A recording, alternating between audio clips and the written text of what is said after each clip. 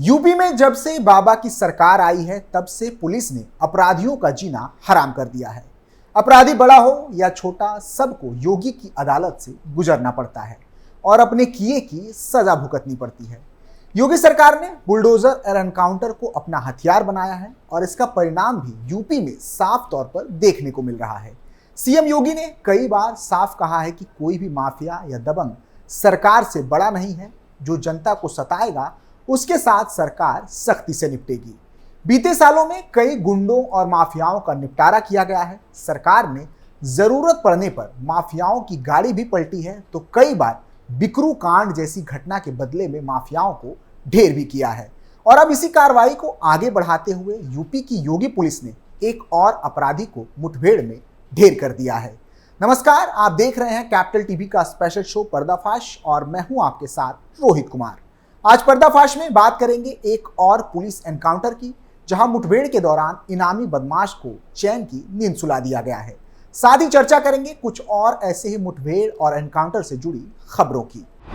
UP police का कहर, मथुरा में बड़ा एक्शन, मुठभेड़ में चली ताबड़तोड़ गोलियां, इनामी बदमाश को किया ढेर। पूरी घटना यूपी के मथुरा से निकलकर सामने आई है, जहां थाना शेरगढ़ पुलिस और एसओजी की संयुक्त टीम ने 50,000 के इनामी बदमाश मनोज को मुठभेड़ में ढेर कर दिया है।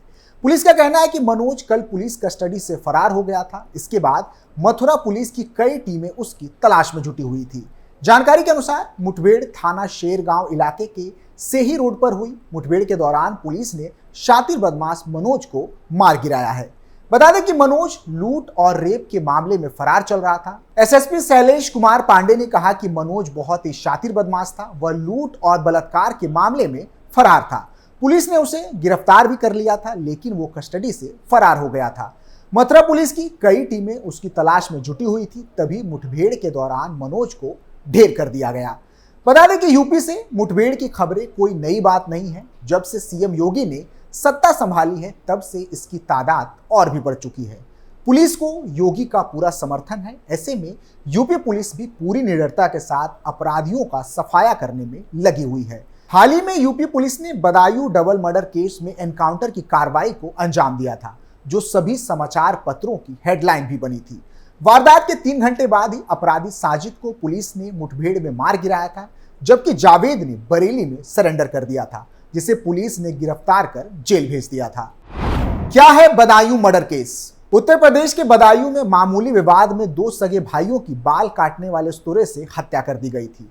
इस हत्याकांड में तीसरा भाई भी घायल हो गया था। डबल मर्डर केस के बाद मुख्य आरोपी साजिद की पुलिस एनकाउंटर में मौत हो चुकी है। इस कांड के बाद पूरे इलाके में सुरक्षा व्यवस्था बढ़ा दी गई थी और पुलिस चप्पे चप्पे पर तैनात थी। वहीं बदायूं एसएसपी आलोक प्रियदर्शी ने भी अपनी प्रतिक्रिया दी थी। एसएसपी बदायूं आलोक प्रियदर्शी ने कहा था कि कानून व्यवस्था बिल्कुल सामान्य है, शहर में कोई दिक्कत नहीं है, जनपद में हर जगह स्थिति सामान्य बनी हुई है। हम सोशल मीडिया पर नजर बनाए हुए हैं। आरोपी साजिद अपना भाई नाई का खोखा पीड़ित परिवार के घर के सामने रखता था। उसके घर में आना जाना भी था। पुलिस के अनुसार आरोपी करीब 7:30 बजे शाम को पीड़ित के घर गया था। इस दौरान छत पर दोनों बच्चे खेल रहे थे। उन पर हमला कर दिया गया और दोनों बच्चों की हत्या कर दी गई और भीड़ से निकलकर भागने की कोशिश की गई। पुलिस को सूचना मिलते ही पुलिस ने मौके पर पहुंचकर स्थिति को संभाला। पुलिस ने घेराबंदी कर उसे पकड़ने की कोशिश की तो उसने पुलिस पर फायर कर दिया। इसके बाद जवाबी कार्रवाई में उसकी मौत हो गई। जानकारी के अनुसार बाबा कॉलोनी में मजिया रोड के रहने वाले ठेकेदार हर घर जल योजना के तहत ओवरहेड टैंक का निर्माण कराते हैं। उनके मकान के सामने ही कस्बा सखानू का रहने वाला साजिद बाल काटने का सैलून चलाता था। विनोद की पत्नी संगीता अपने मकान के निचले हिस्से में ब्यूटी पार्लर चलाती थी। इसके चलते परिवारों के काफी अच्छे संबंध थे। साजिद का उनके घर आना जाना भी था। संगीता अपने 3 बच्चे आयुष, आहान और पीयूष के साथ घर पर रहती है, जबकि विनोद लखीमपुर खीरी गए हुए थे। साजिद शाम 4 बजे दुकान बंद करके चला गया था। साजिद रात 8 बजे विनोद के घर आया। इस पर संगीता उसके लिए चाय बनाने अंदर चली गई। तभी साजिद उनके 2 बेटों आयुष और आहान को अपने साथ ऊपर ले गया। साथ ही पीयूष ने पानी लाने के लिए कहा। जब तक वह पानी लेकर ऊपर पहुंचा तब तक साजिद ने धारदार हथियार से आयुष और आहान की हत्या कर दी थी। बता दें कि योगी के एनकाउंटर कल्चर को हर तरह की प्रतिक्रियाएं मिलती हैं। कोई इसे ठीक बताता है तो कोई गलत। चलिए इसी से संबंधित अब आपको कुछ आंकड़े बताते हैं। उत्तर प्रदेश में एनकाउंटर कल्चर को लेकर उठते सवालों के बीच एक चौंकाने वाला आंकड़ा सामने आया है, जिसमें बताया गया है कि योगी राज में 2017 से लेकर अब तक राज्य में कुल 186 एनकाउंटर हुए हैं। यानी हर 15 दिन में पुलिस ने एक अपराधी को एनकाउंटर में मार गिराया है। इससे पहले यूपी में जब जब किसी अपराधी का एनकाउंटर हुआ है, ऐसे चौंकाने वाले आंकड़े सामने आए हैं।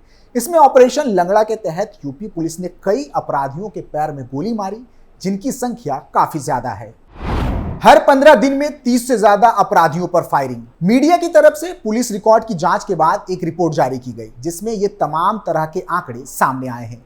इस रिपोर्ट के मुताबिक मार्च 2017 से जब योगी आदित्यनाथ ने पदभार संभाला था और आज तक राज्य में 186 मुठभेड़ हुए हैं, जिससे पता चलता है कि हर 15 दिन में पुलिस की गोली से एक अपराधी को मार गिराया जाता है। अब अगर पैर में या शरीर के अन्य हिस्से में गोली लगाकर घायल हुए बदमाशों के आंकड़ों पर नजर डालें तो ये 5046 हैं। यानी कि हर 15 दिन में 30 से अधिक कथित अपराधियों को गोली मारकर घायल किया जाता है।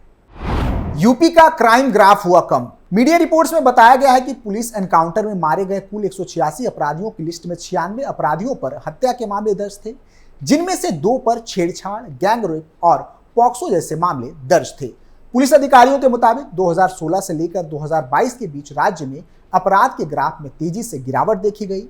आधिकारिक आंकड़ों के मुताबिक डकैती में 82% की गिरावट और हत्या में 37% की गिरावट आई है। हालांकि कम ही लोग ऐसे हैं जो एनकाउंटर को इसका कारण बताते हैं। उत्तर प्रदेश के special DG law and order Prashant Kumar ने द इंडियन एक्सप्रेस को बताया है कि जघन्य अपराधों को कंट्रोल करने या शातिर अपराधियों पर लगाम लगाने के लिए पुलिस एनकाउंटर कभी भी हमारी रणनीति का हिस्सा नहीं रहा है। जांच में नहीं उठे सवाल। इस रिपोर्ट में बताया गया है कि ज्यादातर एनकाउंटर केस ऐसे हैं जिनमें कोई भी सवाल नहीं किए गए या फिर विवाद नहीं हुआ। हर एनकाउंटर जिनमें मौत होती है उसकी मजिस्ट्रियल जांच कराई जानी जरूरी होती है। रिकॉर्ड के मुताबिक 161 एनकाउंटर्स को बिना किसी आपत्ति के निपटाया गया है, वहीं बाकी 25 में जांच लंबित है। यानी इसमें किसी भी तरह के कोई सवाल खड़े किए नहीं गए हैं। मजिस्ट्रियल जांच में मजिस्ट्रेट को कार्रवाई में शामिल पुलिसकर्मियों और गवाही देने वाले अन्य लोगों के बयान दर्ज करने और अपने निष्कर्षों के साथ रिपोर्ट पेश करनी होती है। मेरठ जोन में सबसे ज्यादा एनकाउंटर। मीडिया रिपोर्ट्स के मुताबिक एनकाउंटर के आंकड़ों से पता चलता है कि इसमें से लगभग 1/3 या 65 अपराधियों को मेरठ जोन के तहत आने वाले जिलों में पुलिस ने गोली मार दी और उनकी मौत हो गई। वाराणसी और आगरा जोन में 20 और 14 एनकाउंटर हुए हैं। मेरठ जोन ऑपरेशन लंगड़ा के मामले में भी अव्वल रहा है। कुल 5046 अपराधियों के पैरों में इसके तहत गोली मारी गई है, जिसमें 1752 अपराधी मेरठ जोन में गोली लगने से घायल हुए हैं। पिछले 6 सालों में एनकाउंटर के दौरान या अपराधियों को पकड़ने के दौरान कई पुलिसकर्मियों की भी मौत हुई है। आंकड़ों के मुताबिक मार्च 2017 से अप्रैल 2023 तक राज्य में 13 पुलिसकर्मी मारे गए, तो वहीं 1443 घायल हुए। बता दें कि सीएम योगी ने इस चुनाव प्रचार के दौरान भी ये साफ कर दिया था कि बदमाशों और दबंगों को किसी भी हाल में बख्शा नहीं जाएगा। इसके लिए योगी ने पुलिस को भी फ्री हैंड दे रखा है। भले ही कुछ लोगों को ये तरीका पसंद ना आए, लेकिन कहीं ना कहीं आंकड़े कहते हैं कि योगी के इस एक्शन प्लान ने यूपी में माफियाओं के धाक को कम किया है और आम नागरिकों को राहत दी है।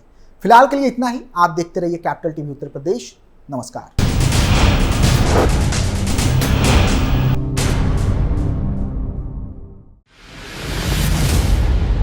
मैं राजनीति करता नहीं, पर राजनीति को बहुत गहरे तक समझता हूं। मैं लोगों के बीच रहता हूं, लोगों के मन को अच्छे से जानता हूं।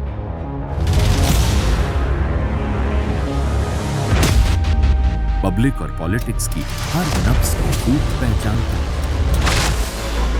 संघर्ष की सियासत से सत्ता के सिंहासन तक मैं हर खबर से खरा सच निकालता हूं। ना कोई दौड़, ना कोई race. Capital TV Uttar Pradesh.